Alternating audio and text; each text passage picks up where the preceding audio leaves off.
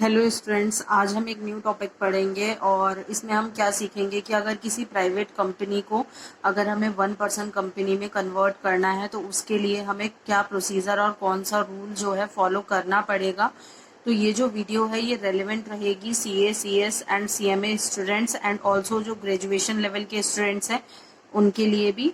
And hopefully आपको अगर मेरी वीडियो अच्छी लगे तो आप लाइक शेयर एंड सब्सक्राइब का बटन ज़रूर दबा दीजिएगा। एंड स्टार्ट करते हैं, चलिए। तो आप ध्यान से समझिएगा। सबसे पहले हमें क्या देखना है कन्वर्जन के ऊपर। तो क्या होगा, प्राइवेट कंपनी को हमें कौन सी कंपनी को कन्वर्ट करना है, प्राइवेट कंपनी को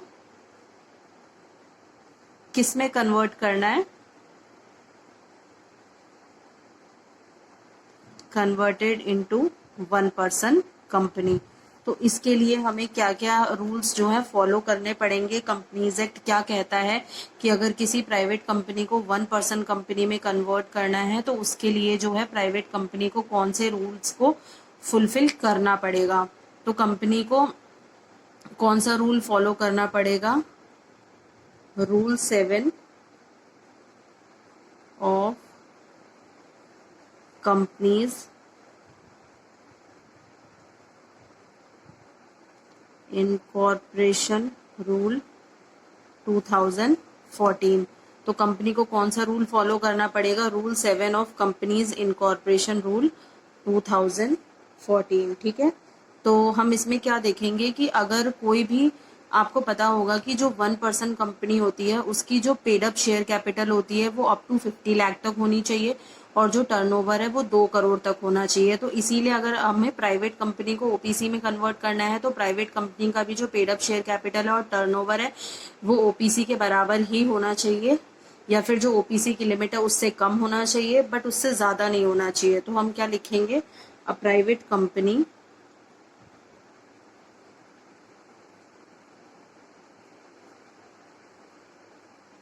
हैविंग, क्या क्या चीजें हमें, 2 चीजें देखनी है, पेड अप शेयर कैपिटल और टर्नओवर।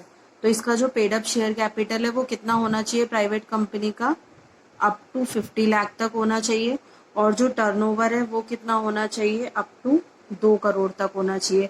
अगर अप टू 50 लाख और अप टू 2 करोड़ तक है मतलब 50 लाख और लेस है और 2 करोड़ और उससे कम है मतलब उससे लेस है, तो आप जो है अपनी कंपनी को कन्वर्ट कर पाओगे ओपीसी में। और कन्वर्जन कैसे होगा, कन्वर्जन हमें कैसे करना पड़ेगा, by passing special resolution in general meeting of the company. Okay, आपको क्या पास करना पड़ेगा, प्राइवेट कंपनी को स्पेशल रेजोल्यूशन पास करना पड़ेगा जिसमें इनको ये शो करना पड़ेगा कि जो कंपनी के मेंबर्स हैं एंड जो कंपनी के क्रेडिटर है उनको इस कन्वर्जन से कोई भी ऑब्जेक्शन नहीं है।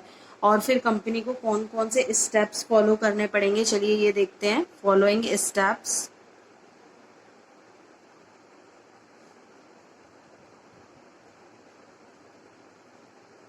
कैन बी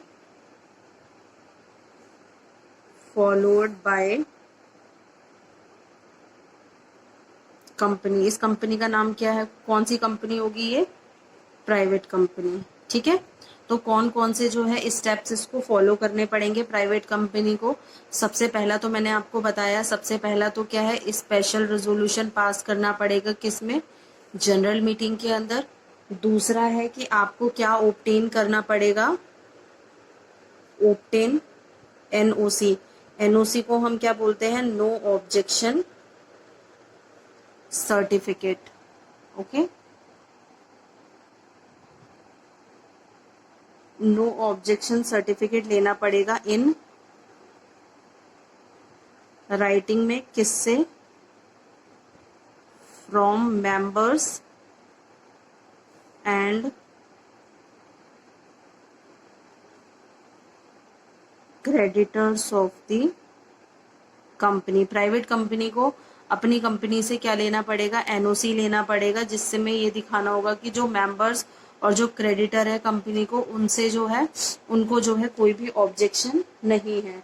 उसके बाद क्या करना पड़ेगा कंपनी को, उनको जो है फाइल करनी पड़ेगी क्या, कॉपी ऑफ एसआर, किसकी, जो स्पेशल रेजोल्यूशन पास हुआ है उसकी कॉपी जो है फाइल करनी पड़ेगी।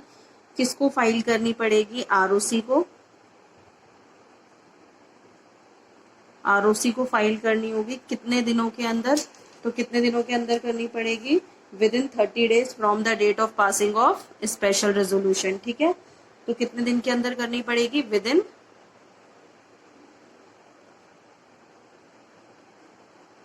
30 days from the date of passing of special resolution. ठीक है, और कौन से फॉर्म नंबर में देना पड़ेगा, in form number MGT 14।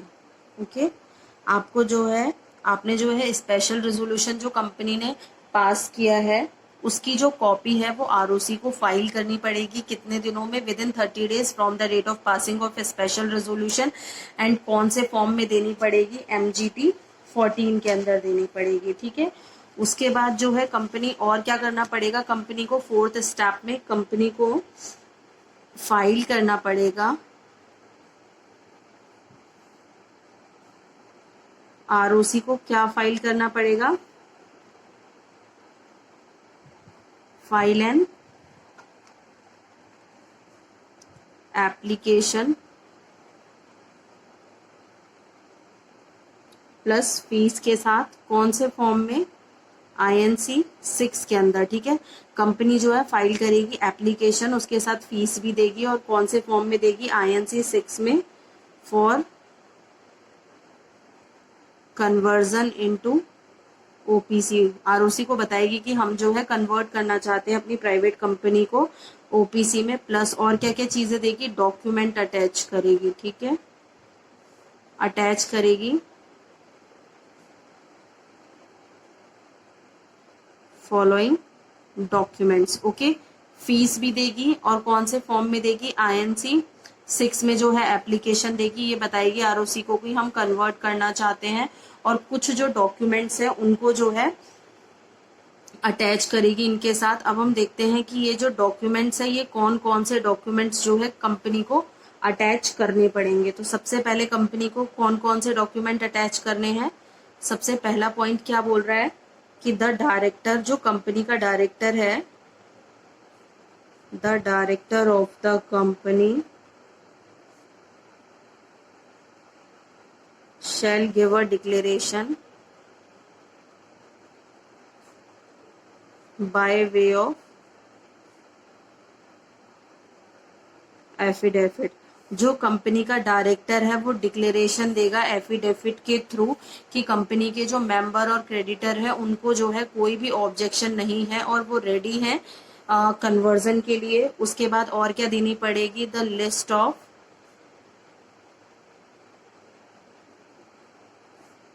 Members and the list of creditor. जो कंपनी के मेंबर है उनकी लिस्ट और जो कंपनी के क्रेडिटर है उनकी लिस्ट देनी पड़ेगी कि कौन कौन कंपनी का मेंबर है और कौन कौन जो है कंपनी के क्रेडिटर है, कितने क्रेडिटर्स हैं। सो ये सारी चीजें इनको डॉक्यूमेंट्स में मतलब अटैच करना पड़ेगा, ये डॉक्यूमेंट देना पड़ेगा। और क्या देना पड़ेगा, latest audited balance sheet and profit and loss account. जो कंपनी की लेटेस्ट ऑडिटेड क्या है, बैलेंस शीट है, और जो प्रॉफिट एंड लॉस अकाउंट है वो भी कंपनी को जो है अटैच करना पड़ेगा। एंड फोर्थ पॉइंट में और क्या अटैच करना पड़ेगा, द कॉपी ऑफ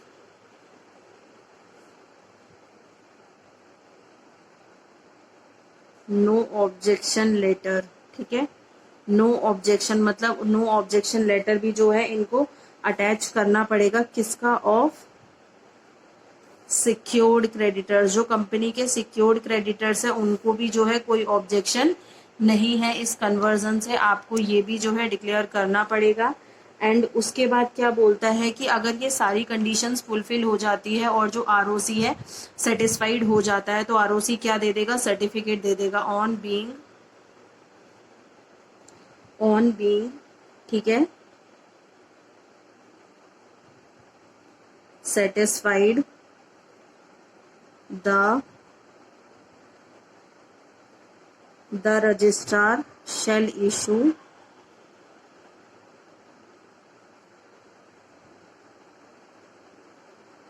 सर्टिफिकेट। ठीक है, अगर रजिस्ट्रार जो है सेटिस्फाई हो जाता है तो उसके बाद रजिस्ट्रार क्या दे देगा, आपको सर्टिफिकेट दे देगा कि हाँ अब आप जो है आपकी जो कंपनी है वो ओपीसी में कन्वर्ट हो सकती है। ठीक है, तो चलिए दोबारा से हम देखते हैं क्या क्या हमने पढ़ा। सबसे पहले हमने पढ़ा कि हमें ये पता करना है कि जो अगर हमारी कोई प्राइवेट कंपनी है, अगर हम उसे ओपीसी में कन्वर्ट करना चाहते हैं तो कंपनी को क्या क्या रूल, कौन कौन से रूल जो है फॉलो करने पड़ेंगे।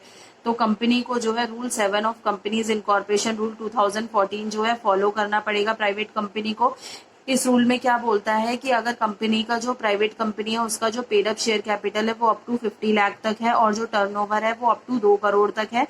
मतलब क्या है इसका कि मतलब 50 लाख और उससे कम है और यहाँ पे 2 करोड़ और उससे कम है, तो जो है आप जो है अपनी कंपनी को ओपीसी में कन्वर्ट कर सकते हो by passing a special resolution at general meeting of the company. Okay, उसके बाद है following steps can be followed by company. इसमें कंपनी का मतलब क्या है, प्राइवेट कंपनी। तो ये कौन कौन से जो स्टेप्स है जो कंपनी को फॉलो करने पड़ेंगे, इसी को हम प्रोसीजर भी बोलते हैं। ठीक है, तो क्या क्या है, सबसे पहले स्पेशल रेजोल्यूशन पास करना पड़ेगा जनरल मीटिंग में। एंड सेकंड पॉइंट है कि आपको जो है मेंबर्स और क्रेडिटर्स से जो है राइटिंग में नो ऑब्जेक्शन सर्टिफिकेट लेना पड़ेगा कि जो कंपनी के मेंबर्स और क्रेडिटर्स है उनको कोई भी ऑब्जेक्शन नहीं है इस कन्वर्जन के रिगार्डिंग। एंड थर्ड पॉइंट बोलता है कि जो फाइल है जो कॉपी ऑफ स्पेशल रेजोल्यूशन है, मतलब जो स्पेशल रेजोल्यूशन की कॉपी है वो कंपनी को आरओसी को फाइल करनी पड़ेगी। कितने दिनों में फाइल करनी पड़ेगी, तो within 30 days from the date of passing of special resolution. मतलब जब आपने कंपनी में स्पेशल रेजोल्यूशन पास किया उसके विद इन 30 डेज के अंदर आपको एमजीटी फॉर्म नंबर में आपको जो है आरओसी को ये सबमिट करना है। ओके, सो उसके बाद नेक्स्ट पॉइंट है कि जो कंपनी है वो फाइल करेगी एप्लीकेशन प्लस फीस किसको, आरओसी को, INC 6 for conversion in OPC. मतलब जो कंपनी है वो एप्लीकेशन देगी आरओसी को कि हम जो है अपनी कंपनी को ओपीसी में कन्वर्ट करना चाहते हैं, तो इसके लिए एप्लीकेशन फाइल करेगी, उसके साथ फीस भी पे करेगी और कौन से फॉर्म में करेगी, INC 6 में। फिर उसके बाद क्या बोल रहा है कि जो डॉक्यूमेंट्स है, ये कुछ डॉक्यूमेंट्स है, फॉलोइंग डॉक्यूमेंट्स जो आपको जो है अटैच करने पड़ेंगे इस एप्लीकेशन फॉर्म के साथ। ठीक है, तो कौन कौन से डॉक्यूमेंट्स है, सबसे पहले आपको ये बताना पड़ेगा कि जो कंपनी के डायरेक्टर है उन्हें डिक्लेरेशन देना पड़ेगा एफिडेविट के थ्रू कि कंपनी का जो कोई भी मेंबर और क्रेडिटर्स है उनको जो है कोई भी ऑब्जेक्शन नहीं है इस कन्वर्जन के रिगार्डिंग। एंड सेकंड पॉइंट में बोलता है कि जो list of member and list of creditors की आपको डिटेल्स देनी पड़ेगी। मतलब जो आपकी कंपनी के मेंबर्स है एंड जो आपकी कंपनी के क्रेडिटर्स है आपको उनकी लिस्ट भी आरओसी को फाइल करनी पड़ेगी। एंड थर्ड पॉइंट बोलता है कि जो प्राइवेट कंपनी है उसकी जो लेटेस्ट वाली ऑडिटेड बैलेंस शीट है, जो मतलब ऑडिट हो चुकी है, balance sheet and profit and loss account को आपको जो है अटैच करना पड़ेगा। एंड फोर्थ पॉइंट बोलता है कि the copy of no objection letter of secured creditor. मतलब जो कंपनी के सिक्योर्ड क्रेडिटर हैं उनको भी जो है इस कन्वर्जन के रिगार्डिंग कोई भी ऑब्जेक्शन नहीं है, तो उसके लिए भी आपको नो ऑब्जेक्शन लेटर देना पड़ेगा। फिर लास्ट पॉइंट है कि अगर ये सारी कंडीशंस फुलफिल करती है एक प्राइवेट कंपनी, तो अगर रजिस्ट्रार इससे सेटिस्फाई हो जाता है तो जो रजिस्ट्रार है वो इशू कर देता है सर्टिफिकेट ऑफ इनकॉर्पोरेशन। मतलब सर्टिफिकेट दे देता है कि आपकी जो प्राइवेट कंपनी है अब वो ओपीसी में कन्वर्ट हो जाएगी। ठीक है, सो होपफुली आपको मेरी वीडियो बहुत अच्छी लगी होगी। अगर आपको इस टॉपिक से रिगार्डिंग या फिर किसी भी अनदर टॉपिक में अगर कोई भी प्रॉब्लम है तो आप मुझे टॉपिक मेंशन करना कमेंट में। एंड उसके बाद अगर आपको इससे भी कोई प्रॉब्लम, मतलब कोई भी अगर एनी प्रॉब्लम आती है वीडियो से रिलेटिंग, अगर आपको कुछ समझ नहीं आता तो आप मुझे प्लीज कमेंट बॉक्स में कमेंट कीजिएगा, मैं आपको जरूर ऑन टाइम रिप्लाई करूंगी। And thank you so much.